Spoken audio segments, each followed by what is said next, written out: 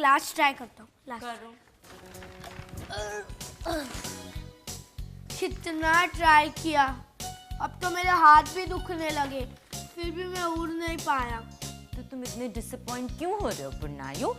नहीं उड़ सके तो क्या हुआ? हमने इतना पढ़ा, इतना सीखा, मुझे तो बहुत मजा आया। हाँ, मजा तो मुझे भी बहुत आया। आया ना? यही तो इम्पोर्टेंट है ना कि मजा आए। वैसे आपको याद है बात कहाँ से शुरू हुई थी?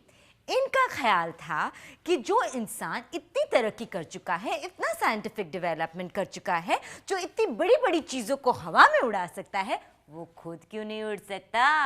मम्मी, वैसे इतने बड़े बड़े डायनासोर उड़ सकते हैं, तो फिर हम छोटे छोटे इंसान क्यों नहीं उड़ सकते?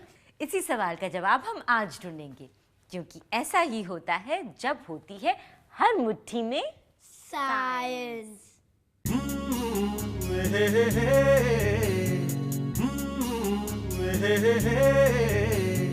क्यों कैसे होता है, क्यों क्यों कैसे, क्यों कैसे होता है, क्यों क्यों कैसे, हर सवाल का जवाब है साइंस। हर क्यों क्यों कैसे का उत्तर है साइंस। हर बात में है साइंस, हर राज में है साइंस। अरे आंखें खोल के देखो तो हर मुट्ठी में है साइंस, हर मुट्ठी में है साइंस।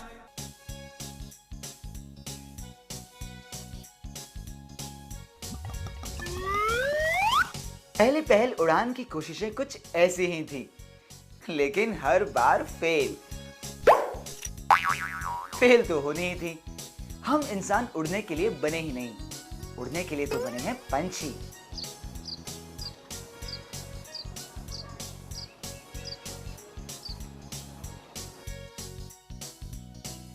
हल्का ढांचा, खोखली हड्डियां, तगड़ी मांसपेशियां, शरीर के अंदर हवा से भरी थैलियां और बाहर पंख, खूब लचीले और हल्के लेकिन बड़े मजबूत। पंखों में भी हवा भर जाती है और उड़ान के समय आकार ऐसा बढ़िया एयरफॉइल कि खूब ऊपरी उछाल। शरीर के अंदर भी सब कुछ हाई स्पीड, हृदय तेज धड़कता है, शरीर खूब गर्म, हमसे 7 से 8 डिग्री ज्यादा, हाजमा भी तेज, सब कुछ तेजी से ऊर्जा देने के लिए। पक्षी खाते भी ज्यादा हैं, कुछ तो अपने वजन से 2 से 3 गुना खाना हर रोज।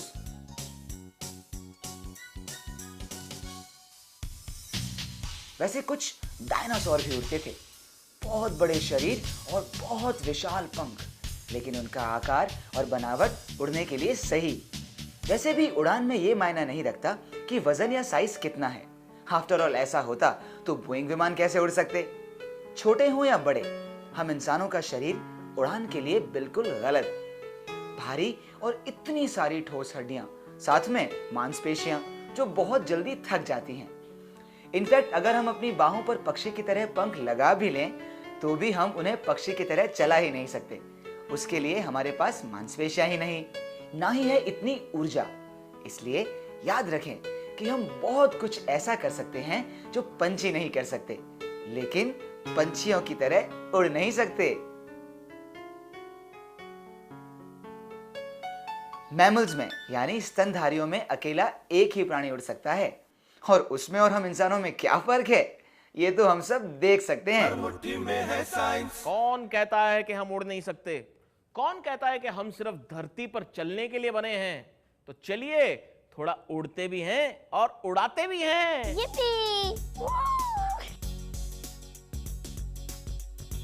ओए वीरेंद्र, कैसा लग रहा है वहाँ पे? हाँ, बिल्कुल चिड़िया जैसा। वाह वीरेंद्र, चिड़िया जैसे तो लग ही रहे हो, बस चोंच की कमी है। जाने दो, मुझे तो इधर बहुत मजा आ रहा है, इसलिए मैं चिढ़ने वाला नहीं हूँ। कुछ समझे आप या खा गए चक्कर? खोल दे भेद हैं? चलिए इसकी भी पोल खोलते हैं, लेकिन अभी नहीं, पहले मैं भी जरा उड़ के देख लूं। तो देखते रहिए, क्योंकि हर मुट्ठी में हो साइंस तो ऐसा ही होता है।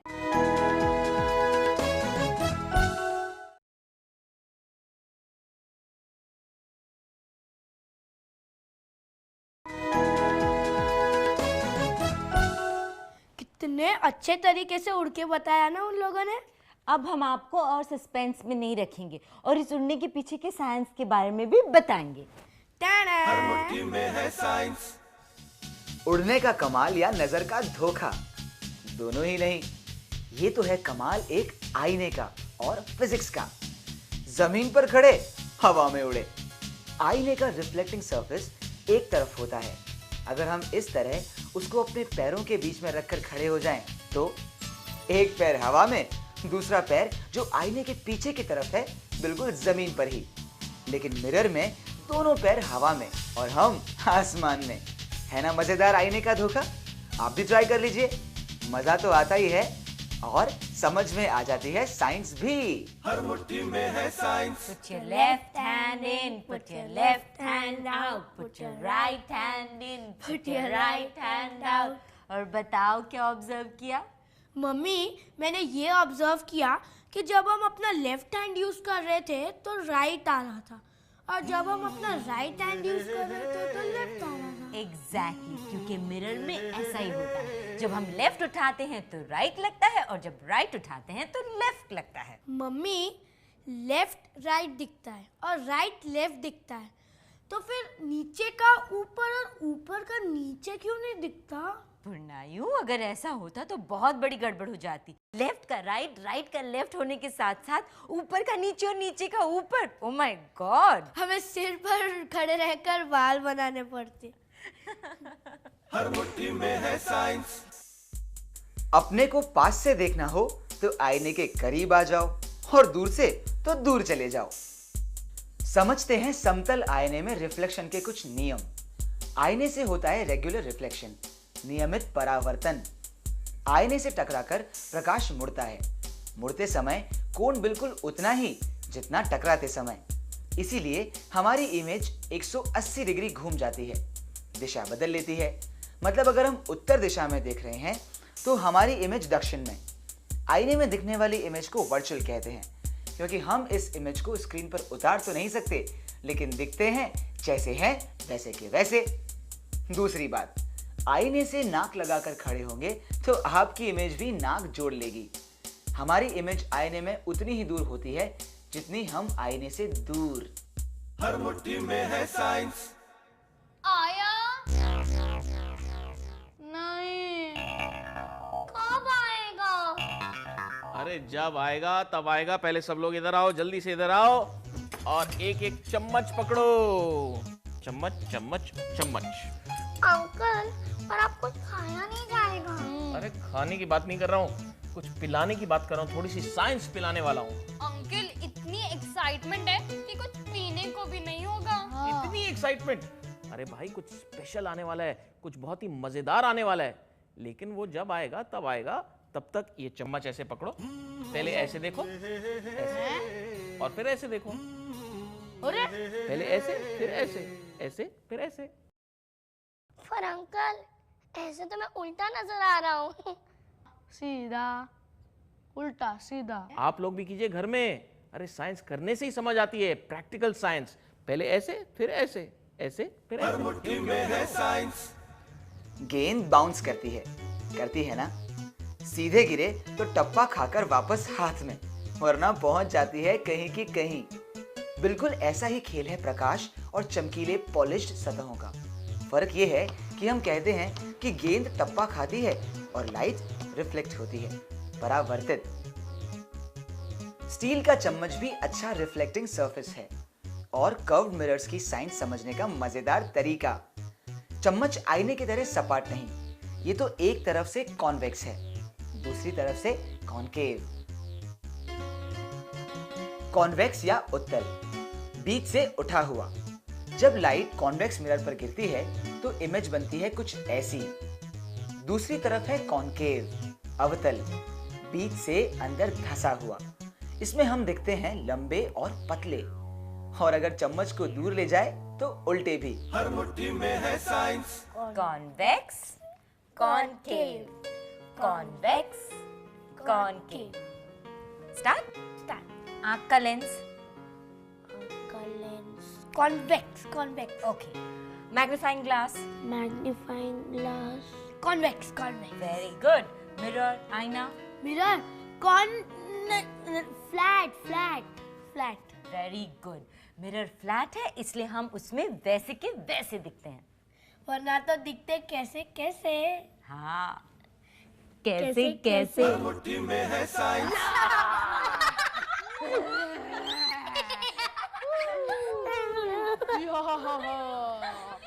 ये देखो हंसी हंसी में साइंस, खेल खेल में साइंस। ऐसा ही होता है जब होती है हर मुट्ठी में साइंस। इतनी मस्ती के बाद अब जल्दी से ये मजे की साइंस भी मुट्ठी में हो जाए। हर मुट्ठी में है साइंस।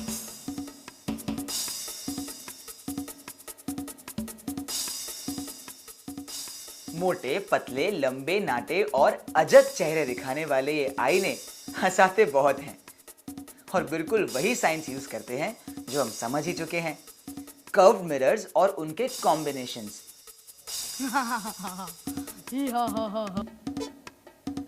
Tiding tiding. हर आईने में हम कैसे दिखते हैं इस बात पर ही तो निर्भर करते हैं कि रिफ्लेक्टिंग सतह का आकार क्या है और हम उससे कितनी दूर हैं।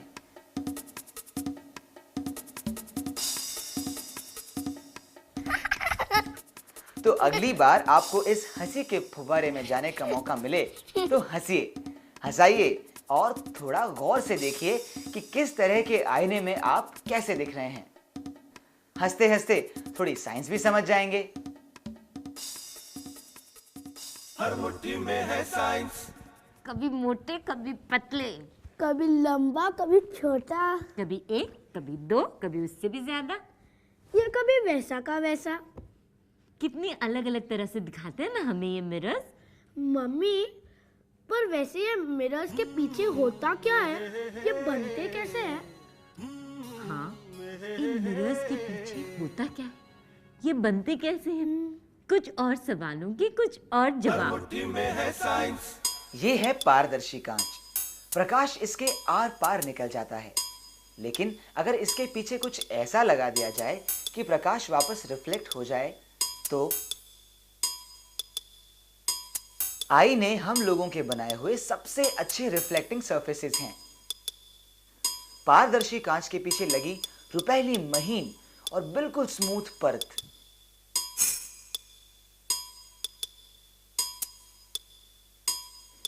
हमने आईने के पीछे लगे पेंट को खुरच कर भी देखा तो उसके पीछे की छुरी भी दिखने लगी। अब खुद सोच लीजिए कि आईने के पीछे काला पेंट या किसी और रंग का पेंट क्यों नहीं लगा सकते।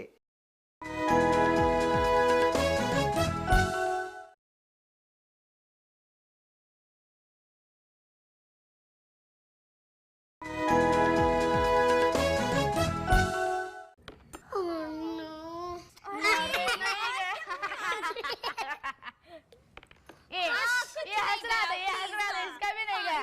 अभी देखो मेरा जाएगा। अरे वो थोड़ा चूक गया। मेरा भी नहीं गया। अभी देखो मेरा जाएगा। मेरा नहीं गया। मेरा जाएगा। है ना मुश्किल? हाँ। ये ऐसा सवाल एक व्यूअर ने भी पूछा है कि पानी में रखी कटोरी में सिक्का डालना इतना कठिन क्यों है। पहले मैं भी ट्राई कर लूं फिर बताता हूँ। हर मुट्ठी में है साइंस। खेलिए खेलिए, आप लोग खूब खेलिए। इस बात का जवाब तो मैं बहुत अच्छी तरह से दे सकती हूँ। पुरनायु, ये क्या है? पानी। ओके, और ये क्या है? पेंसिल। सीधी पेंसिल। हाँ। ओके, और अब ये टेढ़ी हो गई। सीधी पेंसिल को कर दिया ना टेढ़ा। मम्मी, ये तो आपने मुझे कितनी बार बताया है। कितनी बार बताया है ना। लेकिन यही है इस सवाल का जवाब, रिफ्रैक्शन ऑफ लाइट। ओह, मैं अब समझा, reflection of light. Reflection of light नहीं, रिफ्रैक्शन ऑफ हर लाइट। मुट्ठी में है साइंस। रिफ्रैक्शन, अपवर्तन या प्रकाश का मुड़ना। प्रकाश जब एक माध्यम से दूसरे में जाता है तो माध्यम के घनत्व के अनुसार उसकी गति और दिशा बदल जाती है। जितना घना माध्यम उतनी कम गति। इसी कारण चीज हमें वहां दिखती है जहां वो है नहीं। यही हाल है बाल्टी के अंदर रखी कटोरी का। बाहर से देखने पर हम उसकी एग्जैक्ट लोकेशन का अंदाजा नहीं लगा पाते। हर मुट्ठी में है साइंस। पता है मैं क्या सोच रहा हूँ? मुझे तो लगता है ये चीज स्विमिंग पूल में कितनी अच्छी दिखती है। दिखती तो है, लेकिन पता है मैं क्या सोच रही हूँ? वो तो हम देखते हैं, लेकिन पानी के अंदर की मछलियों को रिफ्रैक्शन से हम कैसे दिखते होंगे? शिका तो बिल्कुल डरावनी दिखती होगी, बिल्कुल ऐसे।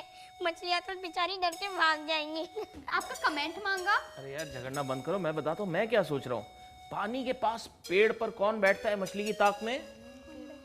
हाँ, किंगफिशर। राइट। और देखा ना कैसे फटाक से डाइव करके मछली को निकाल के बाहर ले जाता है। मगर वो ये सब कैसे करता होगा? क्या रिफ्रैक्शन से निपटने के लिए उसके पास कोई खास तरीका है? हर मुट्ठी में है साइंस। चमकदार रंग, गजब की फुर्ती, मछली पकड़ने में इतना माहिर कि शायद उसी से नाम मिल गया किंगफिशर। रहता है पानी के बाहर, लेकिन खाना पानी के अंदर। हवा से पानी में देखना मतलब रिफ्रैक्शन से पाला। लेकिन किंगफिशर चकमा नहीं खाता, वो पानी के अंदर मछली कहाँ है इसका सटीक अंदाजा बाहर से ही लगा लेता है और फिर दिशा एडजस्ट करके मारता है एक परफेक्ट गोता। मानो ये छोटा सा पंछी फिजिक्स का एक्सपर्ट है।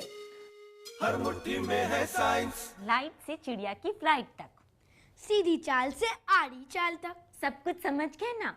अब आपके कुछ क्वेश्चंस के फटाफट जवाब। बिल्कुल फटाफट। जैसे पुन्नायू का नाम मैंने और उसके पापा ने रखा, मम्मी का नाम उनके मम्मी पापा ने रखा। लेकिन प्लैनेट्स का नाम किसने रखा? किसने? हर मुट्ठी में है साइंस। ग्रहों का नाम यही क्यों, कुछ और क्यों नहीं?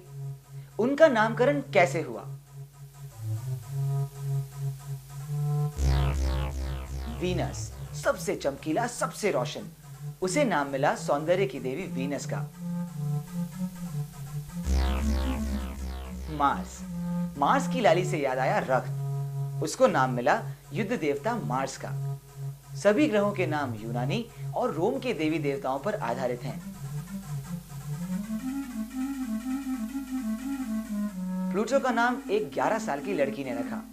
वो सूरज से सबसे दूर, उसे नाम मिला दौलत के देवता प्लूटो का। पृथ्वी अकेला ग्रह है जिसका नाम किसी देवी या देवता पर नहीं। ओल्ड इंग्लिश और जर्मन भाषा में अर्थ का मतलब है जमीन।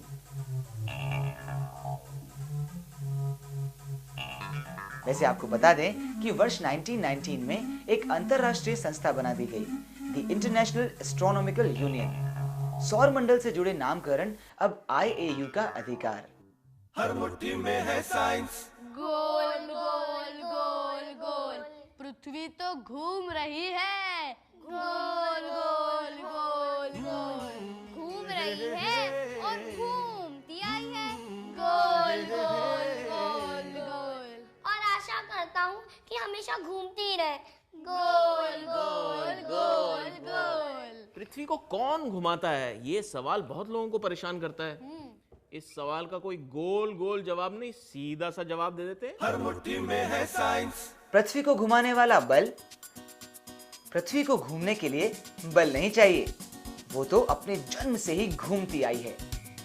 अंतरिक्ष के खालीपन में सूर्य के गुरुत्व से बंधी पृथ्वी घूमती आई है और घूमती ही रहेगी तब तक जब तक उसे रोकने वाला कोई और बल पैदा ना हो जाए। यही तो सर न्यूटन का प्रथम नियम है, गति का पहला उसूल।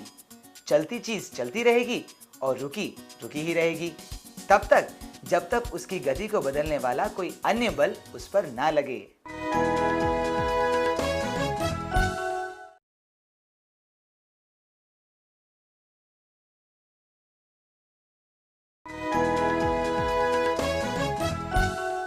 पृथ्वी को गोल गोल घूमने से तो कोई नहीं रोक सकता, लेकिन लट्टू को, उस बेचारे को तो रुकना ही पड़ता है, क्योंकि लट्टू को चलाने वाले भी बहुत सारे फोर्सेस हैं और उसे रोकने वाले भी बहुत सारे फोर्सेस हैं।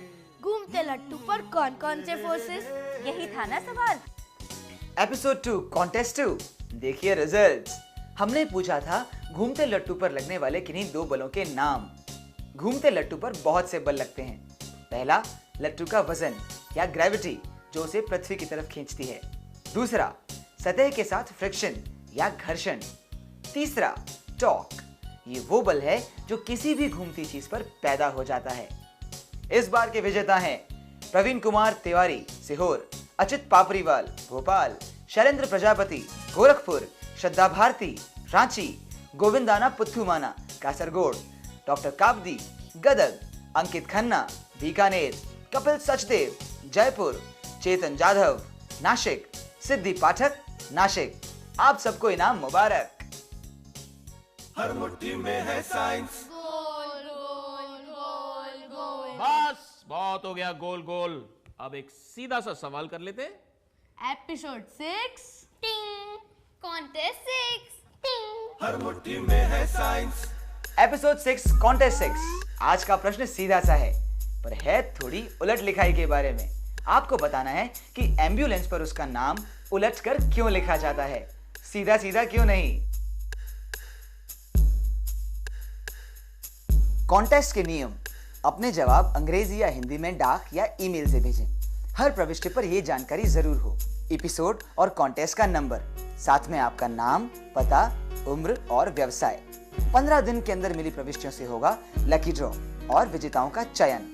पहले 10 विजेताओं को मिलेंगे गिफ्ट हैम्पर, विज्ञान प्रसार प्रकाशित 2 एक्टिविटी बुक्स। ऐसा ही होता है कि 9 एपिसोड्स का VCD सेट, एस्ट्रोनॉमी किट और ड्रीम 2047 का 1 साल का मुफ्त सब्सक्रिप्शन। अगले 25 विजेताओं को 1 साल का ड्रीम 2047 का सब्सक्रिप्शन। हमारा पता नोट करें, ऐसा ही होता है 3183 DECU ISRO, SAC campus, Ambawadi Vistar post office, Ahmedabad 380015। आप अपने जवाब हमें ईमेल भी कर सकते हैं।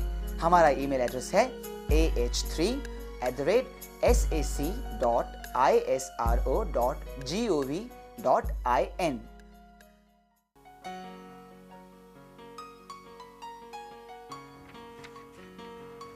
पुरनायु, क्या हुआ बेटा, इतनी हिलडुल क्यों रहे हो?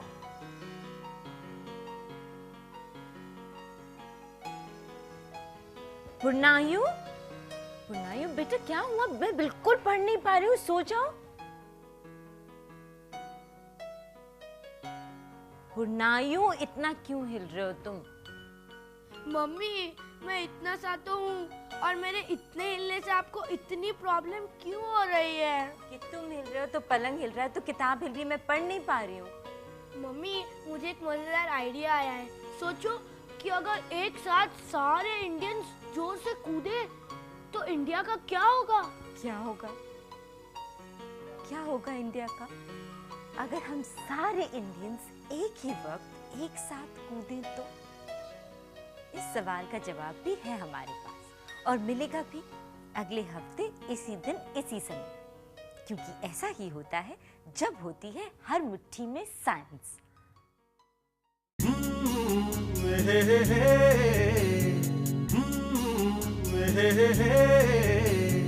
क्यों कैसे होता है, क्यों क्यों कैसे, क्यों कैसे होता है, क्यों क्यों कैसे, हर सवाल का जवाब है साइंस। हर क्यों क्यों कैसे का उत्तर है साइंस। हर बात में है साइंस, हर राज में है साइंस। अरे आंखें खोल के देखो तो हर मुट्ठी में है साइंस। हर मुट्ठी में है साइंस।